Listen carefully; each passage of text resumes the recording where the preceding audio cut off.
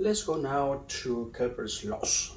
Let's start with the first one. It says all the planets move in an elliptical orbit with the sun as one of the focus. By that time, Kepler's time, it was believed that the planets were moving in perfect circular path.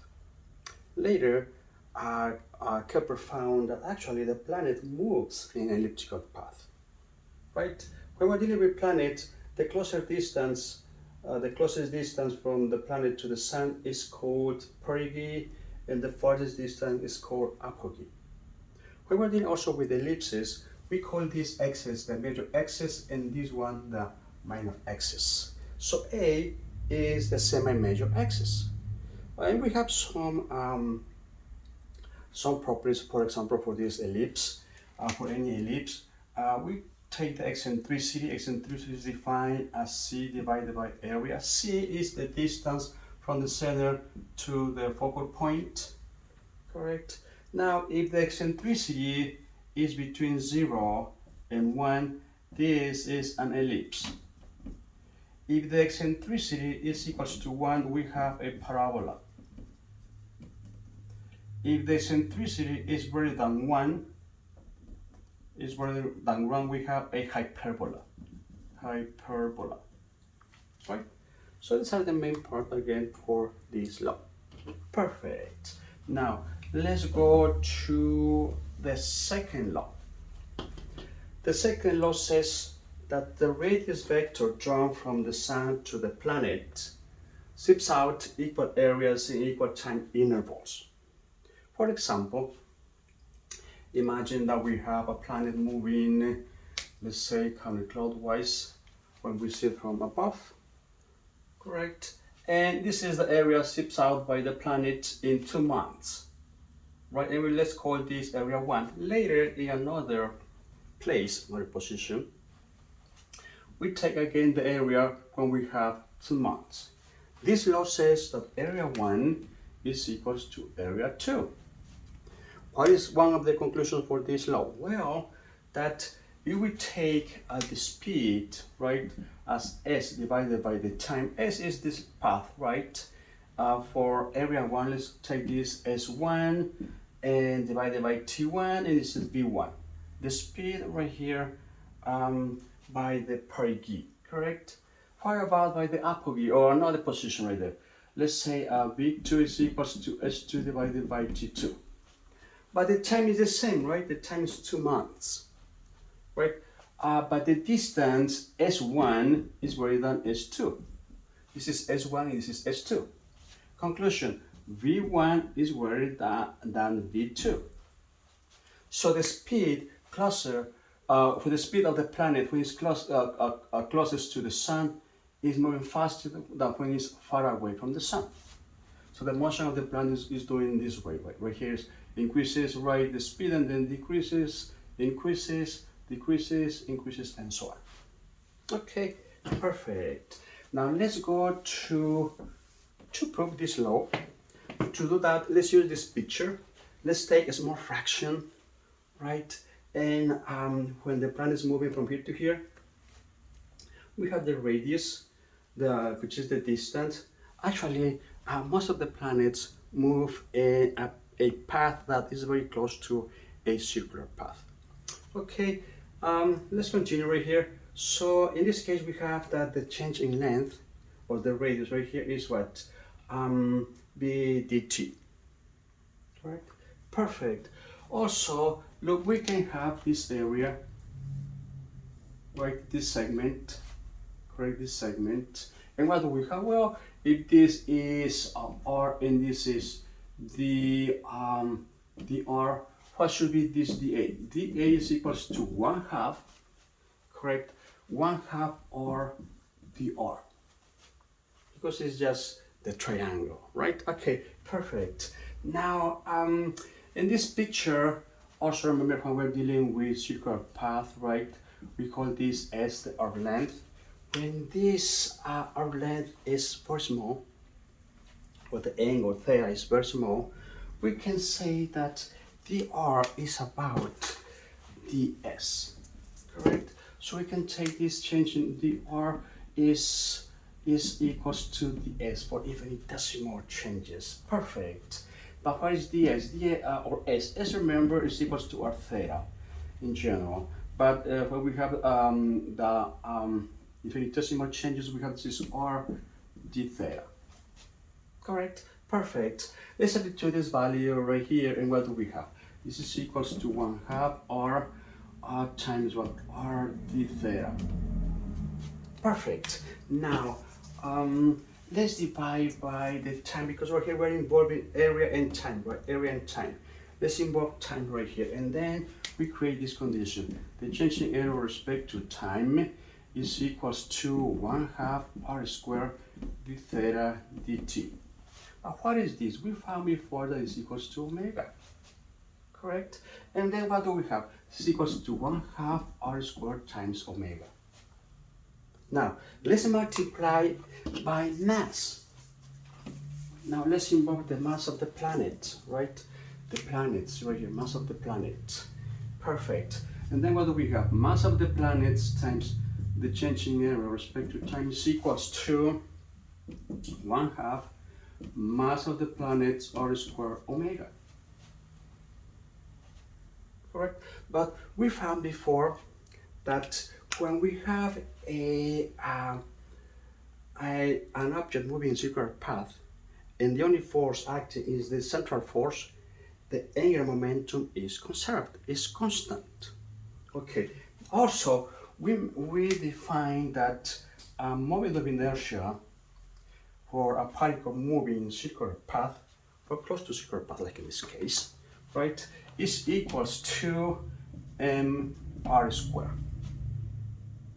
Correct? When we substitute this value right here, what do we have? This is equals to 1/2 m. It's not m, is moment of inertia. Moment of inertia times omega. Correct? Perfect. Also, we defined before that the angular momentum is equals to moment of inertia times omega. Right? Now, we mentioned that the momentum on this path is conserved. It's conserved. It's constant. So what do we have then? We have that m dA over dt is equals to moment of inertia divided by 2. Perfect. Now, let's solve for dA. So dA over dt is equals to moment of inertia over 2 times the mass. But this is constant. The mass of the planet is constant along the path around the sun and to sun number, correct? So this is a constant. Correct? This is equals to constant. So this rate is constant. So the change in area respect to time is the same. Means that the area right here in 2 months is the same as the area in 2 months in the other side. That's Kepler's second law. Let's go to Kepler's third law, which is this one right here. It says that the square of the orbital period is proportional to the cube of the semi-major axis. It's the semi-major axis of the elliptical orbit. All right. Actually, these are the same. T squared equals to a cubed, only if the time, this is for the solar system, only if the time is in the times of the planets, right? The period is in years, and this distance is in astronomical units. In that case, this is correct. But in general, well, we go and eliminate this symbol, and what do we have? T squared must be equals to a constant, let's say for the sun, right, times a cubed. Okay, let's try to find this constant.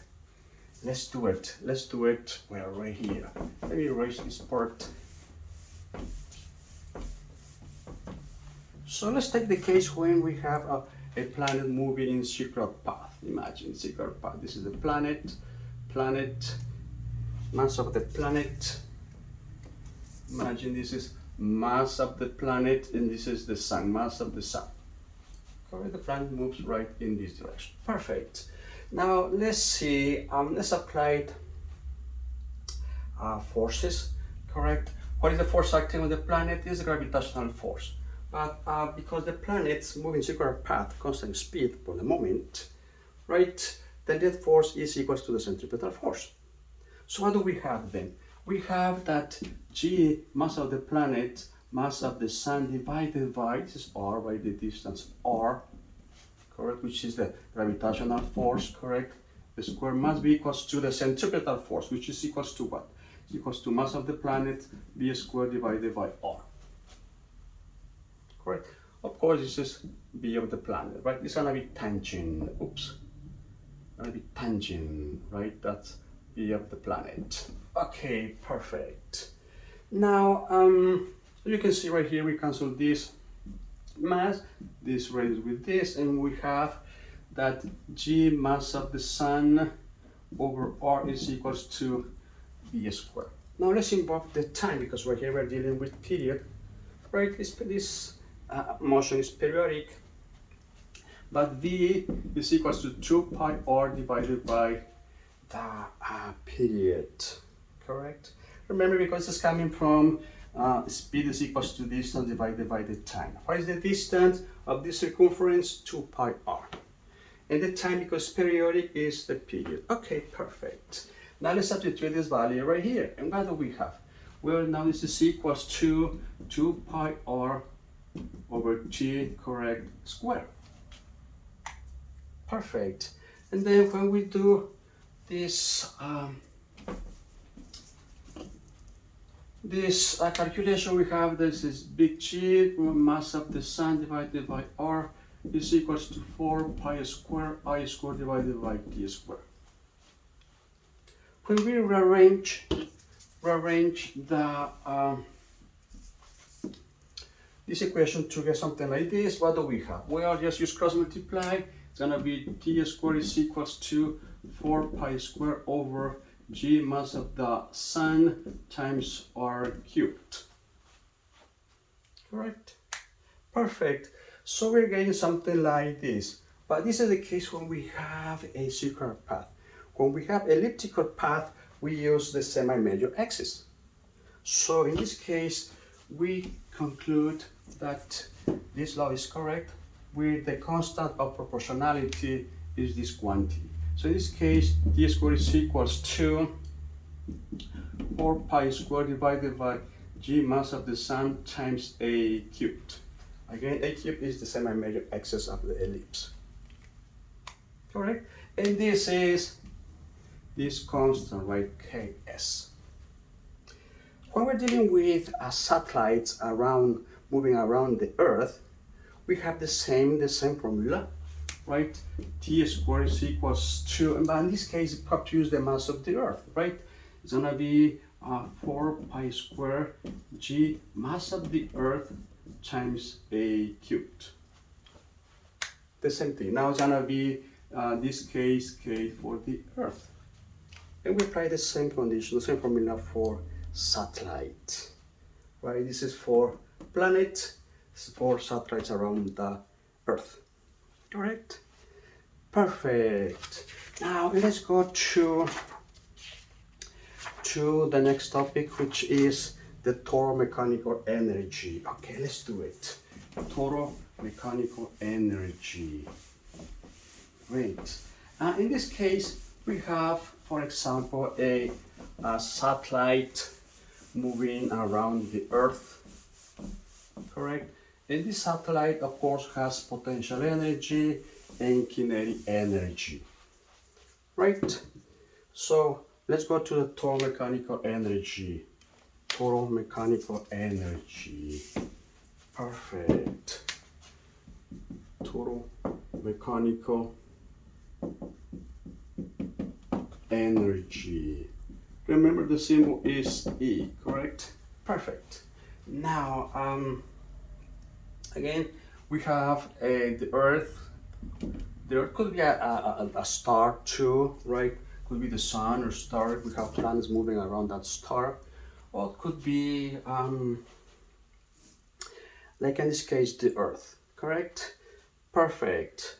or could be any mass right here, mass, big mass, and we have another small mass, correct, moving around this big mass. Okay, this is a little m.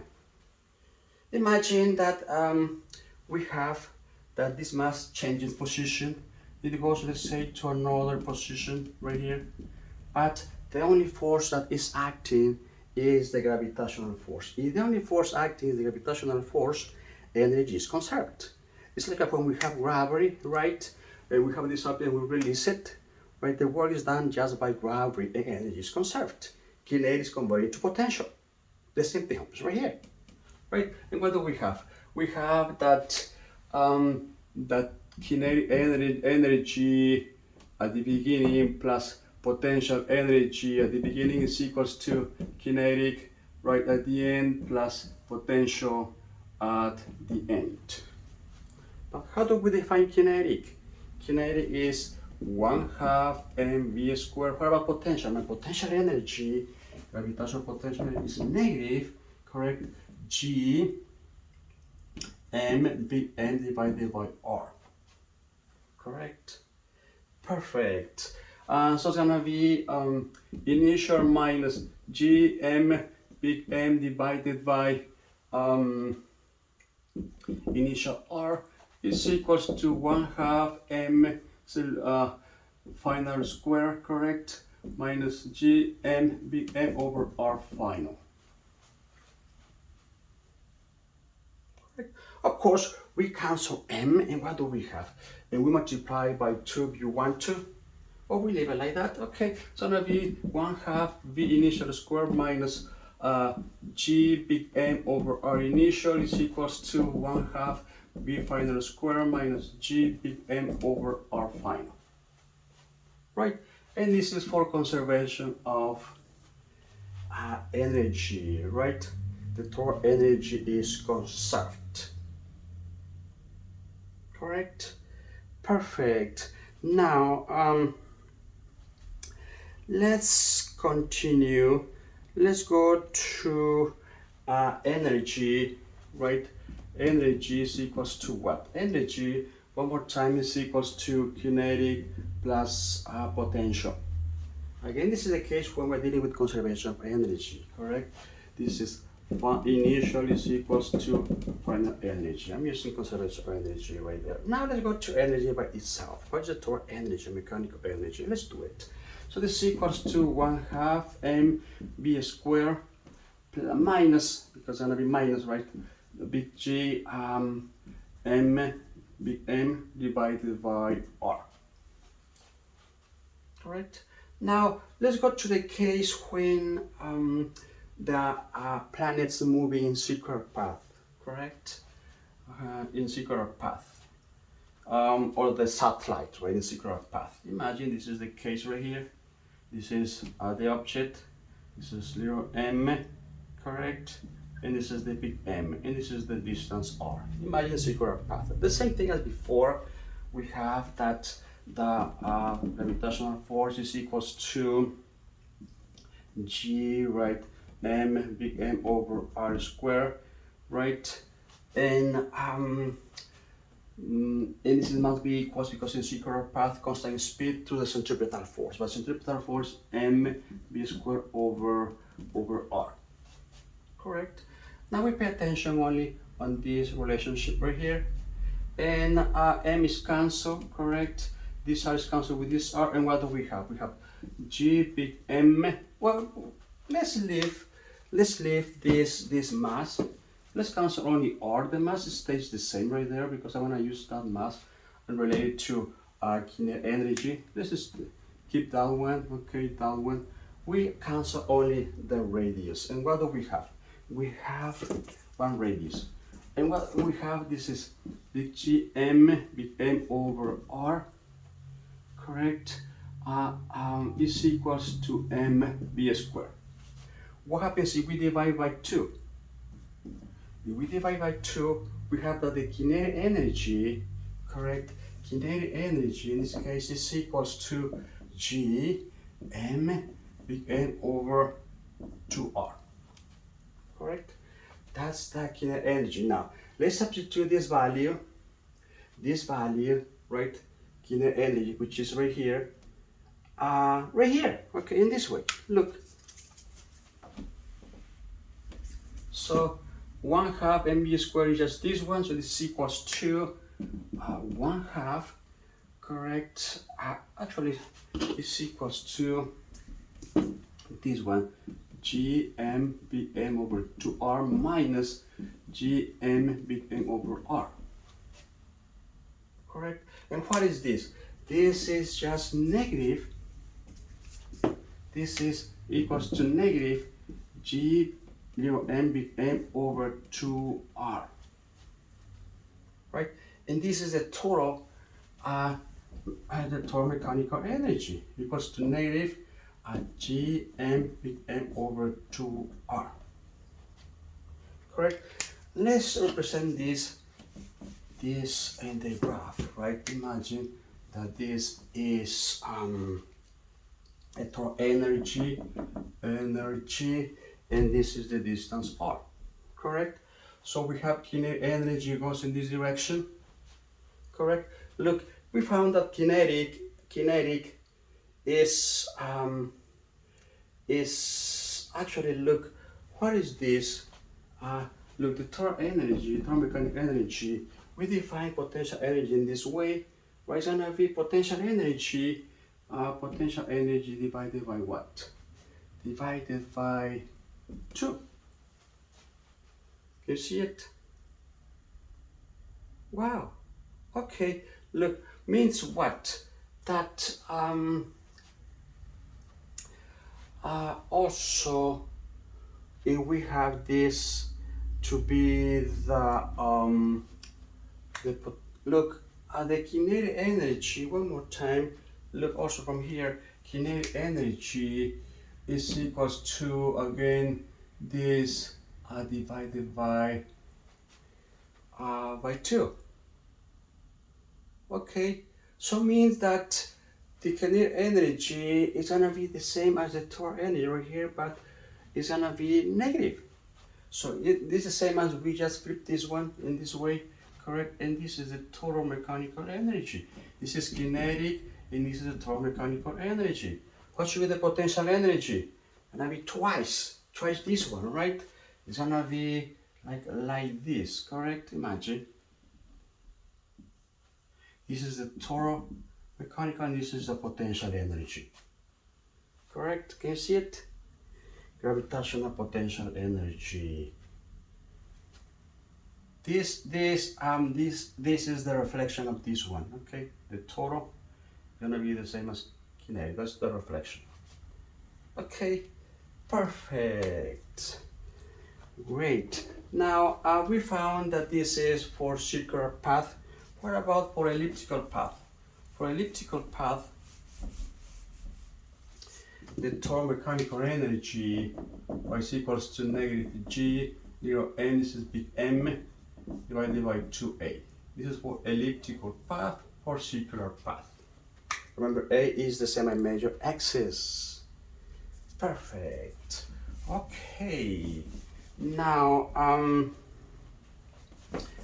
let's see what happens. We covered already the total mechanical energy. We mentioned that this is the case when only gravity is acting. What happens if we go in this way? We have the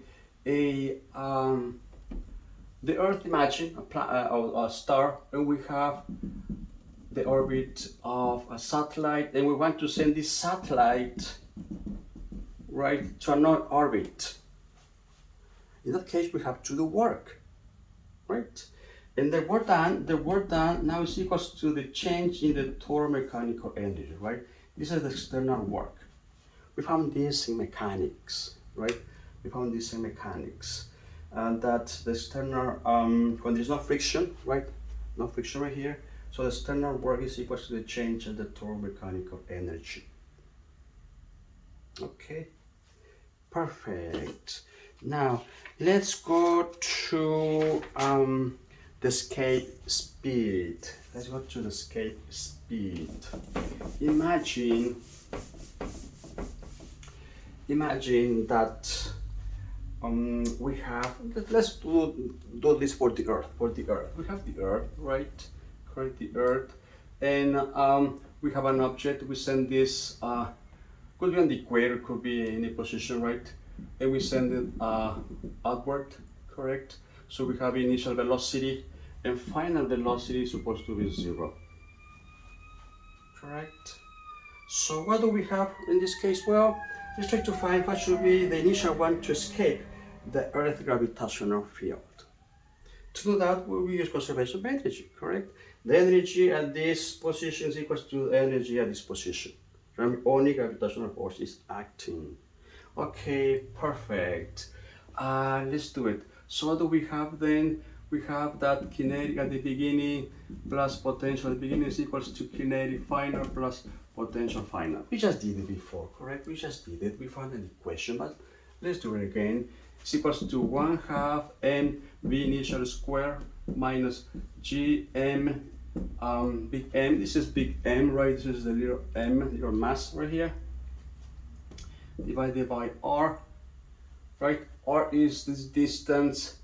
In this case, we can take this position, right? This position is gonna be radius of the Earth, right? This one, we start right here, is gonna be radius of the Earth. Okay, radius of the Earth, correct? Must be equals to 1/2 mv final square minus again a g m big M over, this is initial, okay? Initial, this is no, this is the initial, this is radius of the square of the radius of the Earth at the beginning, and at the end we have just the radius maximum, right? R, just R, correct, divided by R. From R is this distance from here to that position. Okay, that should be R. Yeah, that's R. Perfect. Again, M is cancelled. And what do we have at the end? At the end, we have kinetic final gonna be 0, correct? And at the end, what do we have? Potential energy, right? Potential energy, because it goes to a big number, right? It's gonna be 0. Potential energy is 0, right? When the distance is far away is when gravitational field is 0, right?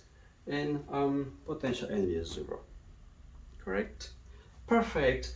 And then what do we have right here? We have only that 1/2. Also, we can cancel mass, right? 1/2 v initial square is equals to gm over the radius of the Earth, correct? What should be this v initial, which is going to be the escape velocity or speed, is equals to twice gm over radius of the Earth, right? Square root.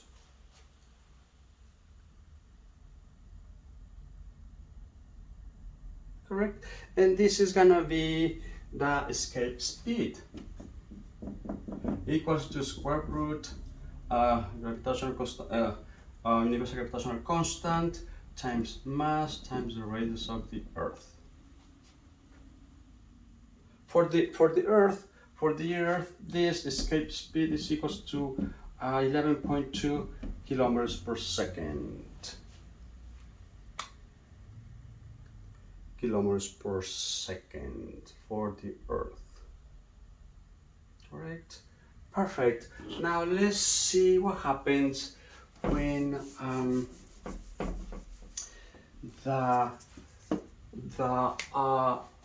we have a satellite. This is the Earth again. We have a satellite moving in the zigzag path, and from here we are looking for the escape speed, right? It's not from the ground, right, but from the orbit. How we can find the escape speed, correct, from the orbit? Okay, let's do it. We can find then that well, it's found actually that this escape speed must be equals to square root the velocity of the orbit times square root 2. correct? That's gonna be the escape speed. Once the, let's say the object, let's say in this case the satellite is in some orbit, and want to escape from there, well, we just multiply by square root 2, correct? Square root 2 to find the escape speed. Okay, let's do it. Well, this is the condition. Again, this is in general for the Earth, or for we're dealing with, this is the mass of the Earth, right? This is for the Earth, this is the mass of the Earth. For the Sun, we use the same equation. For any planet, right? We use the radius of the planet, and we use the mass of the planet. Correct? Correct. It's the same equation. Now let's go to the last topic. The last topic for this chapter. The last topic is the apparent weight, right? Or apparent G. Okay, apparent weight.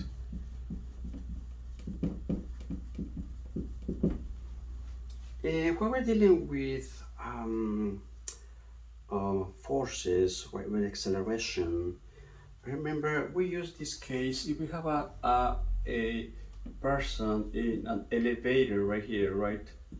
It's an elevator. If we have a scale, correct? We have a scale.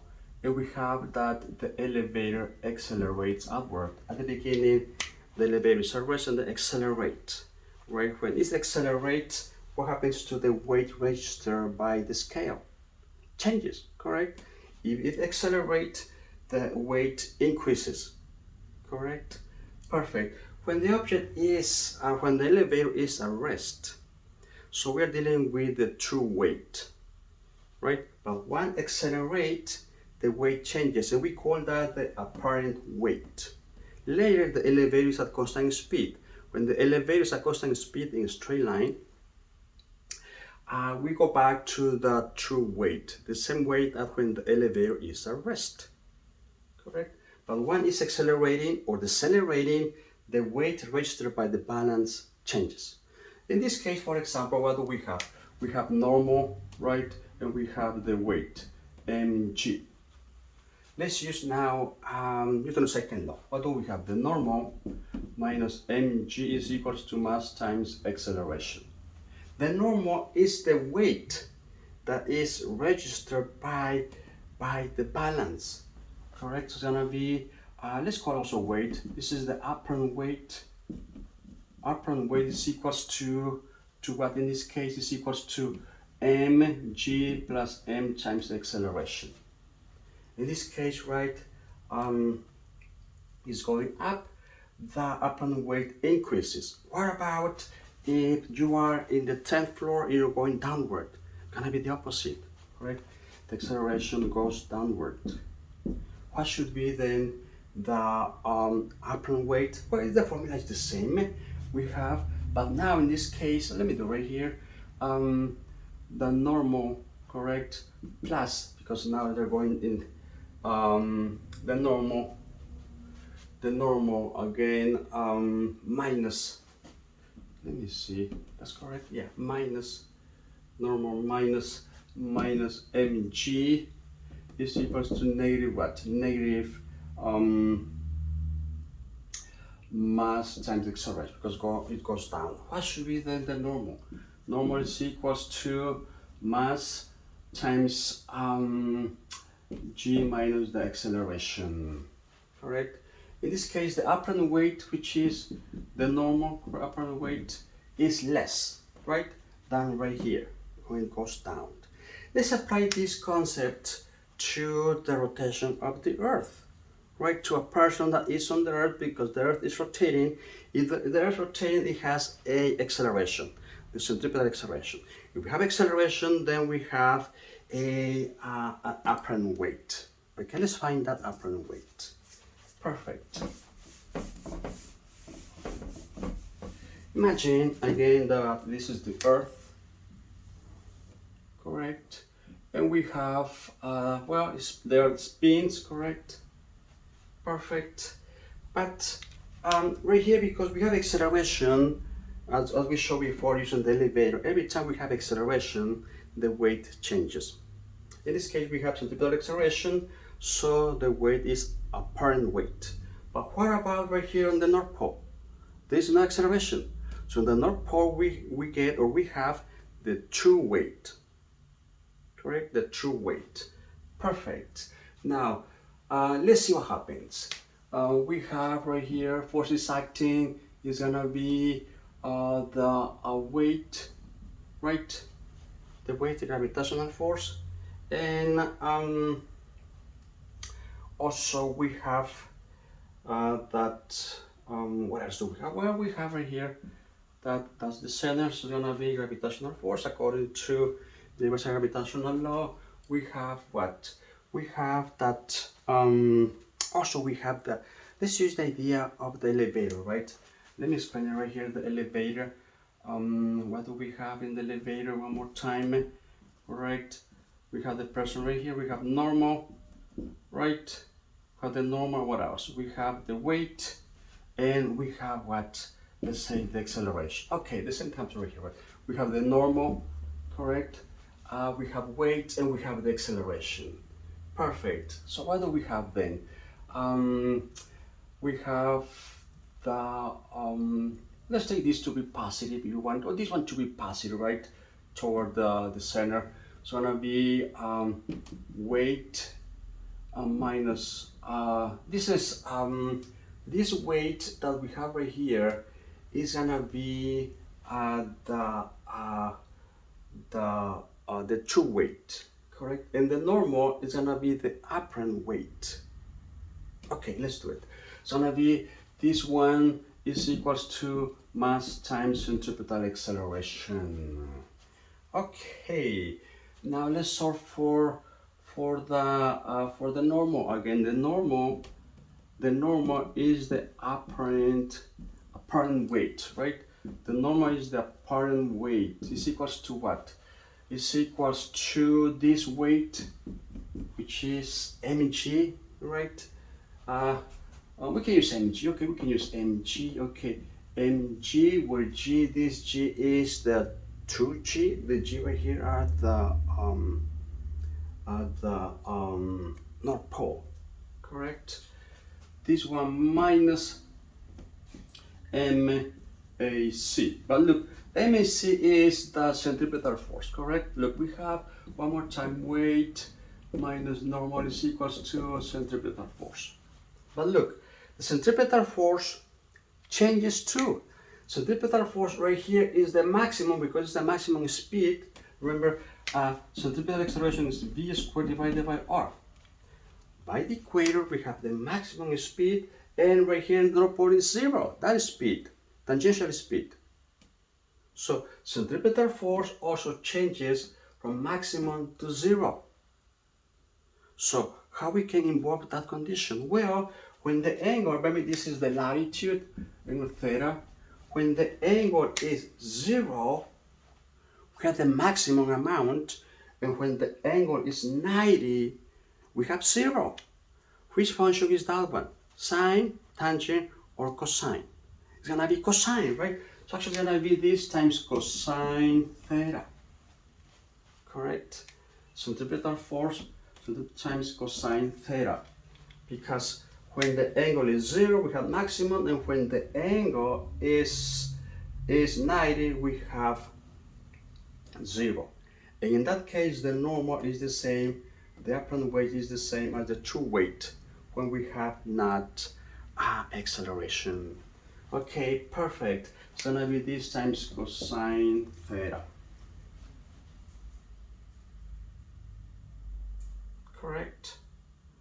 So we can take it like this, or we can go to G, right? It's gonna be mass times G. This is the apparent G, correct? This equals to M times, this is true G.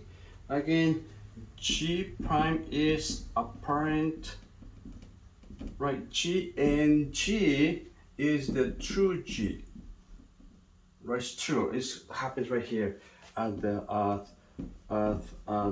North Pole or South Pole, because we have not centripetal acceleration. Correct? Perfect. Now it's equals to minus m. What should be centripetal acceleration? B squared divided by r. Correct? Cosine theta.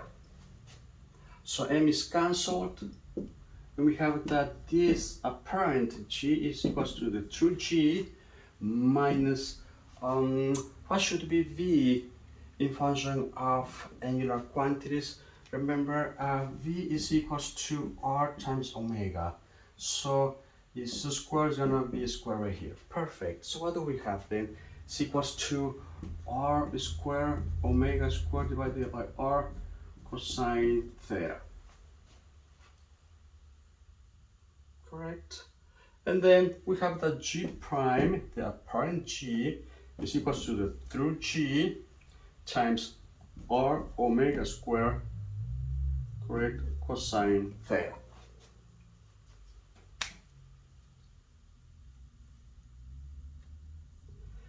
Cosine theta. Correct. Did I forget something? No, right? Okay. So this is what minus right here, minus, correct? Minus. Okay. So in this case, we can find the apparent g right in this way. And of course, when we have the angle 0, we have the maximum, correct? And when the angle is 90 degrees, the apparent g is equals to the true g, right here. Okay, that's the idea again for apparent weight and also to apparent g in this chapter. Okay, and with this we finish the chapter and see you in the next one. Bye. Thank you.